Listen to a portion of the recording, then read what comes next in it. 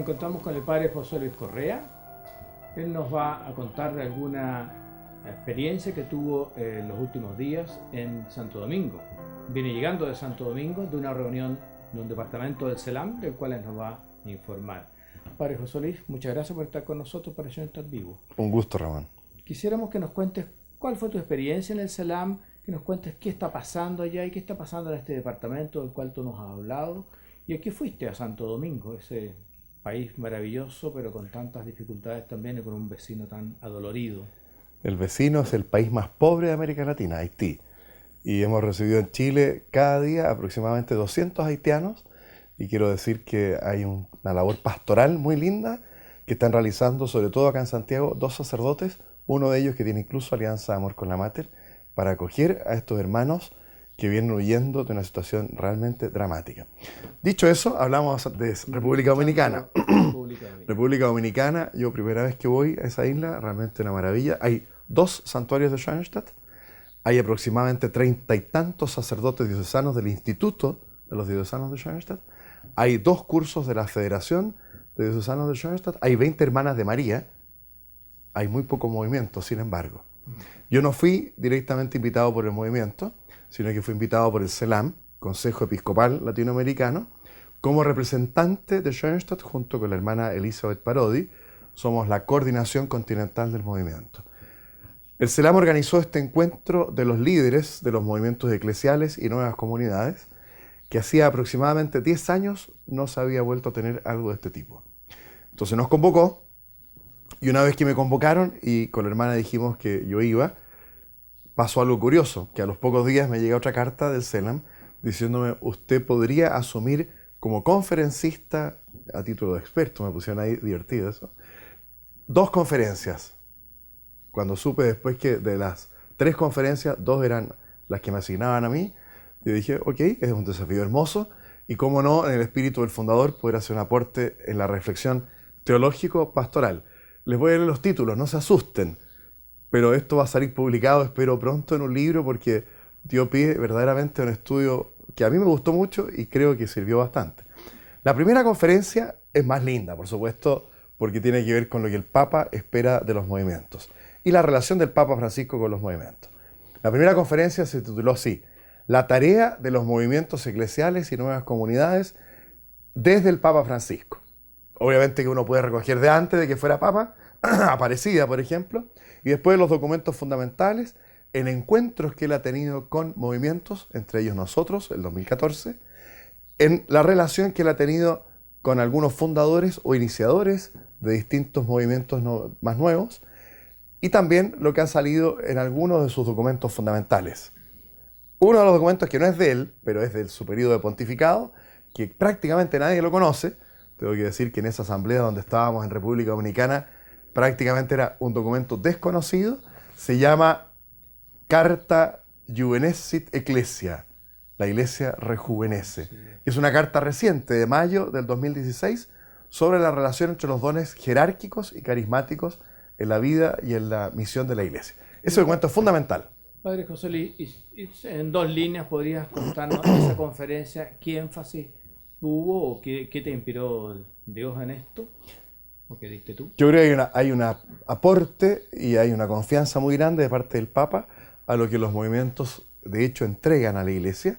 Ciertamente en todos los documentos, tanto de Juan Pablo II, Benedicto XVI y ahora el Papa Francisco, también hay una llamada de atención para que se dé una mejor integración de los movimientos eclesiales en la vida de la Iglesia diocesana, en las parroquias, la Iglesia particular. También, por supuesto, el Papa aprovecha de decir, la misma Iglesia diocesana, los párrocos, deben acoger a los movimientos, para que no caminemos en paralelo, sino que nos integremos. El padre Kentenich nunca quiso, por ejemplo, parroquias schoenstattianas. Quiso, sí, Schoenstatt en las parroquias.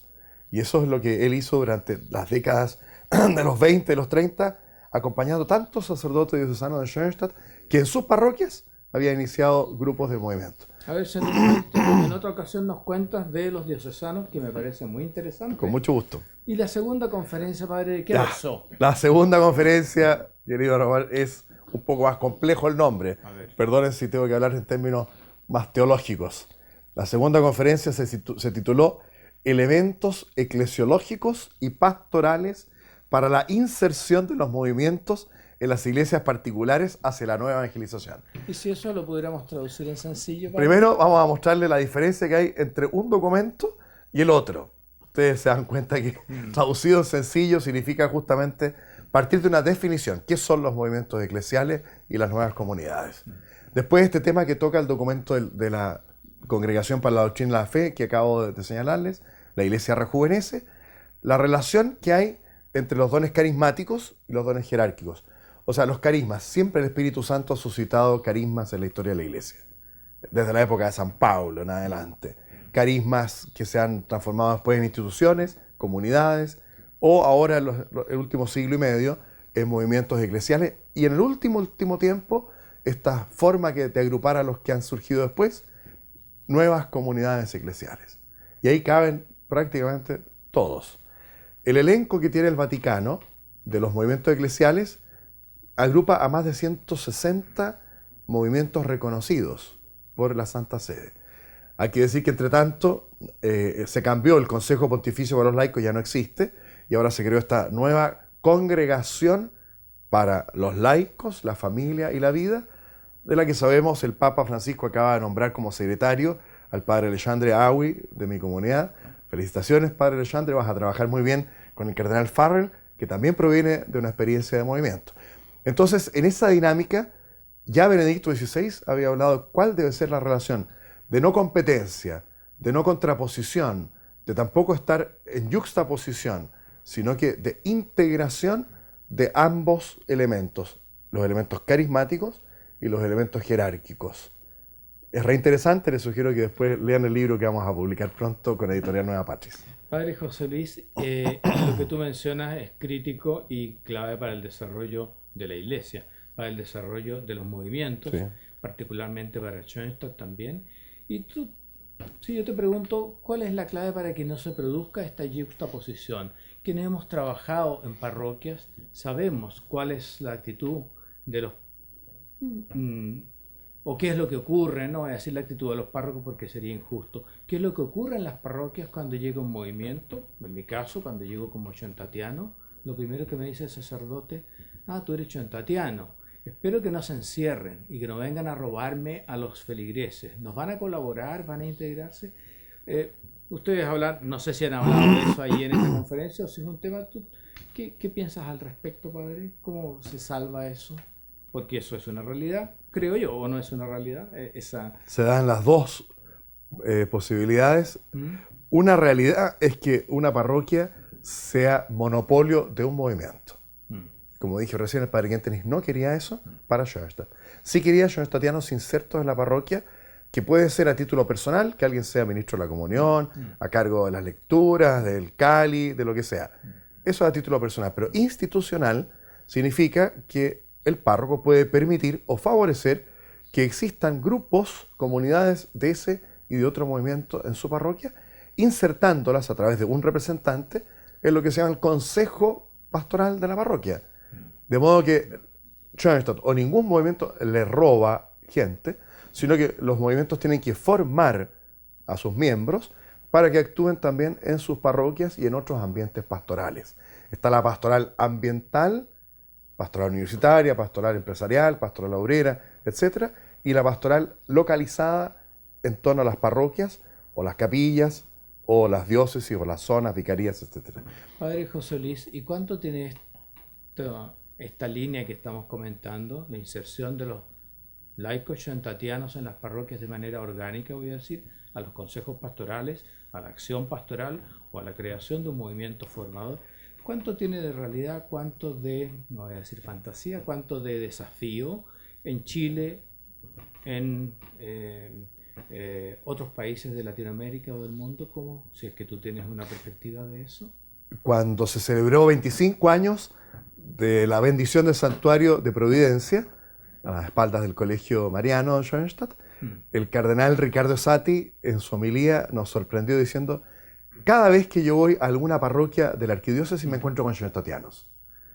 Lo que es un testimonio muy importante, porque es él, como pastor de la iglesia, decir que Schoenstatt está en todas partes, sirviendo, presente en servicios muy pequeños, como puede ser pasar la colecta en la parroquia, ofrecerse a cargo del coro, de lo que sea, asuntos económicos, secretarias que son también del movimiento. Entonces, la inserción se ha dado siempre.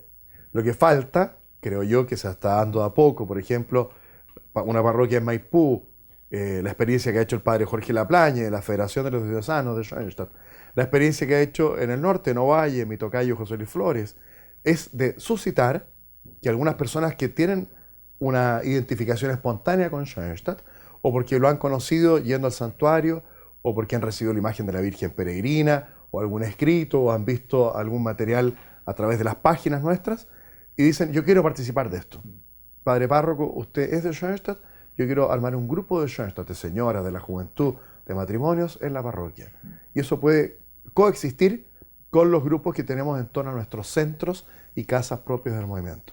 Yo creo que en ese sentido vamos creciendo. Schoenstatt en Alemania se fundó prácticamente sin los centros, salvo el original, en torno al santuario original, y después todo surgió en base a las parroquias y a los diocesanos que participaban ya después organizados en instituto, federación o rama de diocesanos de Schoenstatt. Padre, te agradecemos mucho habernos compartido tu experiencia en República Dominicana y esperamos que la acción de los laicos en la iglesia sea como el Padre quien te quiso. Muchas gracias. Encantado.